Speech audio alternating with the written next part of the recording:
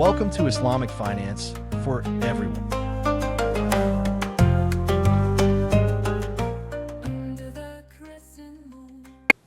Assalamu alaikum wa rahmatullahi wa barakatuh, and welcome back to Islamic Finance for Everyone.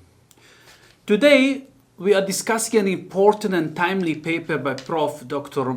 Tariqullah Khan titled Quantifying Gharar in Islamic Digital Finance, published in the Journal of Economics, Law and Society, Volume 3, Issue 1.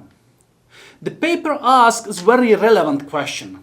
How should Islamic finance evaluate uncertainty or gharar in the age of digital assets, blockchain, smart contract, stablecoins, and decentralized finance? For a long time, classical jurists dealt with contracts that could be seen, touched, weighed, and inspected. But in the digital world, the object of a contract may be code, a token, a reserve claim, or a protocol interaction spread across several platforms. That creates a new level of uncertainty, not just about what is being contracted, but about whether the underlying asset truly exists, whether it can be delivered, and whether the contract can change after it is signed. This is why the paper is important. It does not simply ask whether the digital instrument is halal or haram. Instead, it tries to build a more precise framework for evaluating how uncertain a contract is, where that uncertainty comes from, and whether it can be reduced.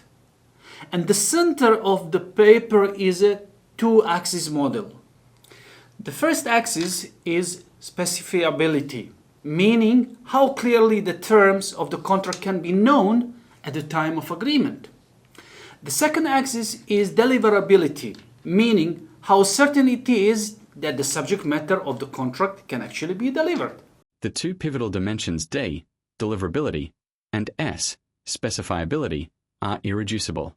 Irreducibility means that each of these dimensions captures a fundamentally distinct and pivotal aspect of reality that cannot be collapsed into the other without loss of meaning and causing total failure.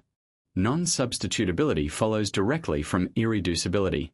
Improvement or more in one dimension cannot compensate for collapse in the other. The operative requirement is synergistic balance. Ideal 𝐜𝐴 systems emerge only when both dimensions move together toward the state V star equals 1, 1. The author places contracts in coordinate space. If both specifiability and deliverability are positive, the contract falls into the permissible zone. If either one is negative, the contract is outside that zone and becomes invalid from a gharar perspective. This is a major contribution because it turns a classical jurist concept into a more structured and operational framework. The paper also goes one step further. It says that even within the permissible zone, not all contracts are equal. Some are stronger, clearer, and more robust. Others are technically acceptable but still close to the boundary. So the paper introduces quality bands, such as robust, standard, and marginal, to show that permissibility is not the same as excellence.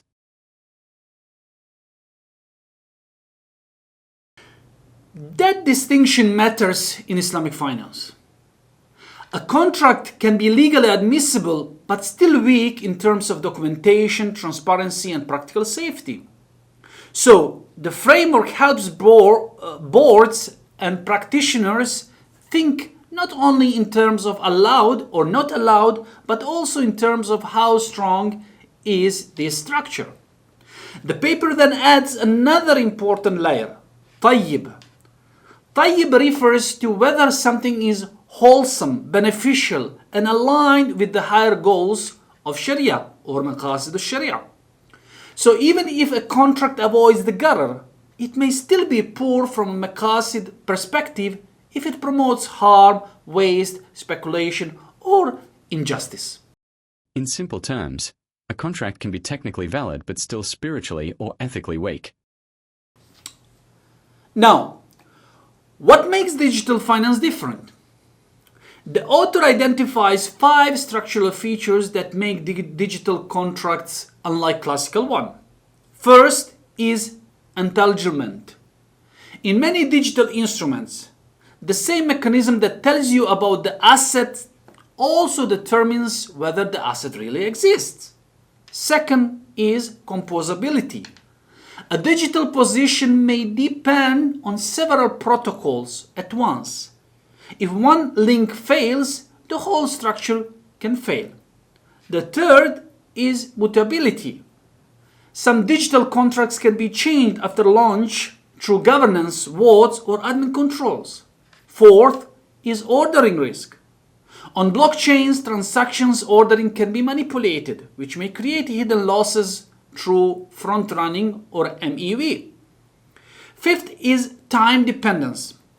Some contracts do not stay fixed. They must be monitored continuously because their risk profile changes over time. In digital finance, the pivotal dimensions of Gharar remain specifiability, S, and deliverability, D, because contracts must still be sufficiently knowable and genuinely deliverable to remain valid.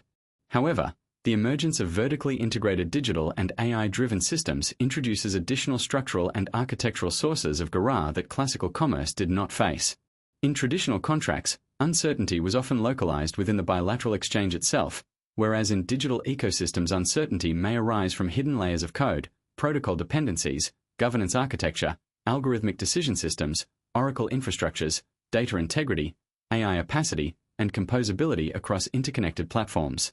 A contract may appear clear and executable at the surface level while remaining vulnerable to deeper architectural failures embedded within the digital stack. Consequently, contemporary Gharar analysis must extend beyond transactional terms to include the integrity of the surrounding technological architecture itself. The focus therefore shifts from merely evaluating isolated contracts to evaluating the reliability, transparency, mutability, and systemic dependencies of the entire digital environment within which the contract operates. This is why the paper argues that digital finance needs more than a simple fatwa-style binary. It needs a framework that can assess the structure of the contract, the reality behind it, and the way it behaves over time. The paper also proposes a practical rubric for digital contracts. Specifiability is broken down into three parts: code, intelligibility, and governance immutability. Deliverability is also broken down into three parts: technical verifiability, off-chain real-world deliverability, and ordering integrity. So the paper asks very practical questions. Is the code open? Is it understandable? Can the rules be changed after the issuance? Is the underlying asset real? Can the contract actually settle as promised? Can users be exposed to ordering manipulation? This is where the framework becomes especially useful for regulators, Sharia boards, and Islamic financial institutions. The paper then applies the framework to 5 case studies. The first is custodial stablecoin like USDC. The paper sees it as admissible but context sensitive. It may be acceptable for savings or remittance use, especially where banking access is limited. But the same instrument may become less suitable when used for leveraged trading. The second case is algorithmic stablecoin, such as TerraUSD. Here the paper is very clear. Because the peg depended on a circular mechanism with no real economic grounding, it fails deliverability and is therefore invalid. In other words, if the promise is stability but the structure has no real foundation, the contract cannot stand. The third case is a cross-chain bridge. This is where composability becomes important. A user may think they are only interacting with one protocol, but the real risk may lie in the bridge underneath. If one weak component exists in the chain, the whole structure inherits that weakness. The fourth case is AAVE, or DeFi lending protocol. Here the paper highlights trajectory risk, meaning the contract is not static. Governance votes, parameter changes, and oracle dependence can shift the contract over time, so it must be monitored continuously. The fifth case is tokenized on-chain sukuk. This is the constructive example. The paper shows that if a digital structure is designed properly with open code, strong governance, real underlying assets, and clear deliverability, then the digital finance can be used in Sharia compliant way. That is an important message. The paper is not rejecting digital finance outright. It is saying that digital finance must be designed carefully, monitored carefully, and assessed with the framework rooted in Islamic legal principles. The paper also emphasizes a remediation approach called substitution, transformation, and offset. Substitution means replacing opaque parts with transparent ones. Transformation means restructuring the contract into recognized Sharia form. Offset means adding safeguards such as the careful time locks, proof of reserves, or protected routing. So the framework is not only diagnostic, it is also constructive. Within the STO taxonomy, substitutions and offsets should remain dimension-specific, while transformations may operate across both dimensions simultaneously. A substitution corrects a defect within the same dimension without altering the underlying contractual architecture. For example, replacing opaque terms with transparent specifications strengthens S, specifiability, while replacing weak custody with verifiable reserve strengthens D, deliverability. Similarly, an offset mitigates residual weakness in a particular dimension through safeguards external to the core contract, such as insurance, collateral buffers, or third-party guarantees that primarily stabilize D, or disclosure and audit mechanisms that primarily stabilize S. Transformations, by contrast, are structural reconfigurations of the contract itself and therefore can reshape both dimensions together.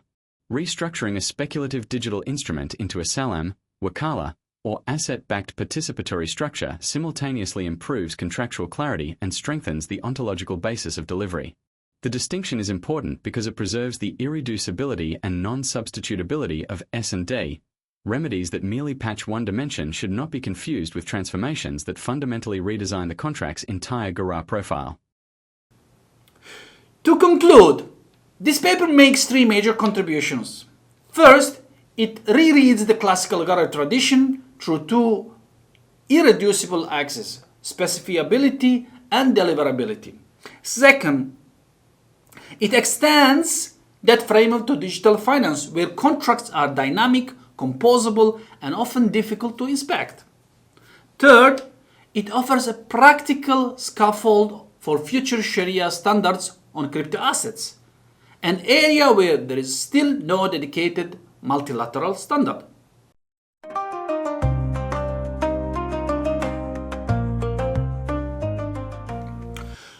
So, the core takeaway is this.